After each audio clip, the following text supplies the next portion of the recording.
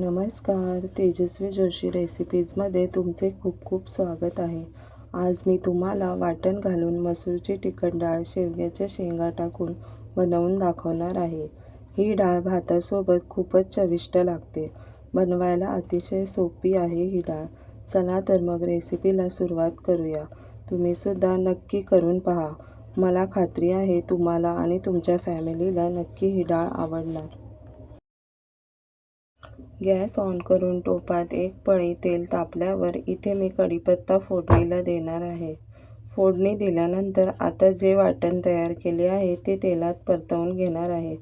वाटण बनवण्यासाठी 2 मीडियम साईजचे कांदे, अर्धी वाटी सुके खोबरे, 8 ते 10 लसूण पाकळ्या, 1 मूठ कोथिंबीर, अर्धा इंच आले, अर्धा छोटा चमचा हळद, 2 चमचे मिक्स मसाला आणि चवीनुसार मीठ. थोडे पाणी घालून हे मिक्सरला बारीक वाटण तयार करून घ्यायचे आहे. गॅस स्लो करून वाटण तेलात 5 मिनिटे परतवून घेणार आहे. इथे मी कांदा, खोबरा, लसूण हे मी अर्धा चमचा तेल टाकून मीडियम गॅस ठेवून तेलावर चांगले ब्राऊन रंग होईपर्यंत भाजून घेतले आहे. कांदे, खोबरा, लसूण थंड झाल्यानंतरच मिक्सरला वाटून वाटण तयार करून घेतले आहे.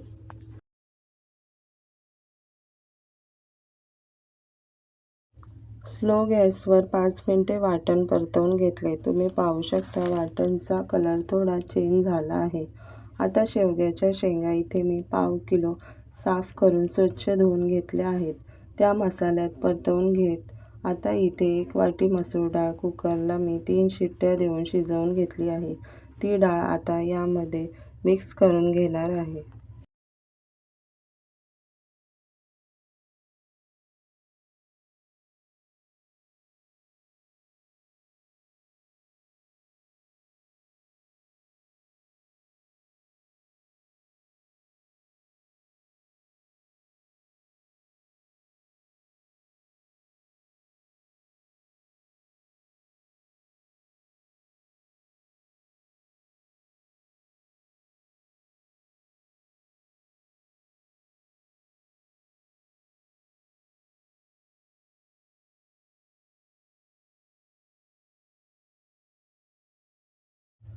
शिजलेली मसूर डाळ, शेंगा आणि मसाल्यात चांगली मिक्स करून घेतल्यानंतर आता शेंगा शिजायला लागेल एवढे पाणी टाकून पुन्हा सर्व मिक्स करून घेते.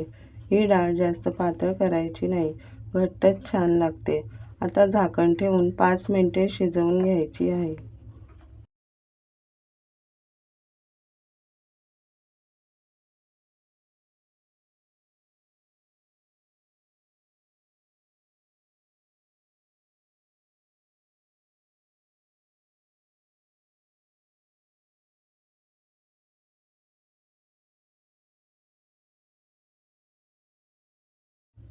पाच मिनिटे झाली आहेत. तुम्ही पाहू शकता डाळीला चांगली उकळी आली आहे.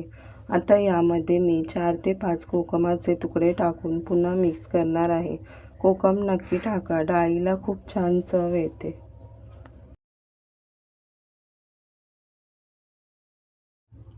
तुम्ही नक्की ही डाळ ट्राय करा आणि मला कमेंट करून सांगा की तुम्हाला कशी वाटली तिखट डाळची ही रेसिपी.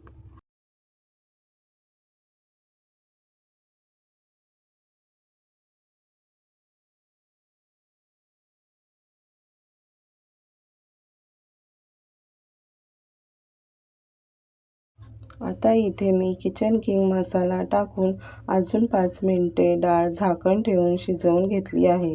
शेंगा आता चांगल्या शिजल्या आहेत. खाण्यासाठी तिखट डाळ तयार आहे. रेसिपी आवडली असेल तर व्हिडिओला लाईक आणि चॅनलला सबस्क्राईब नक्की करा. रेसिपी पाहिल्याबद्दल खूप खूप धन्यवाद.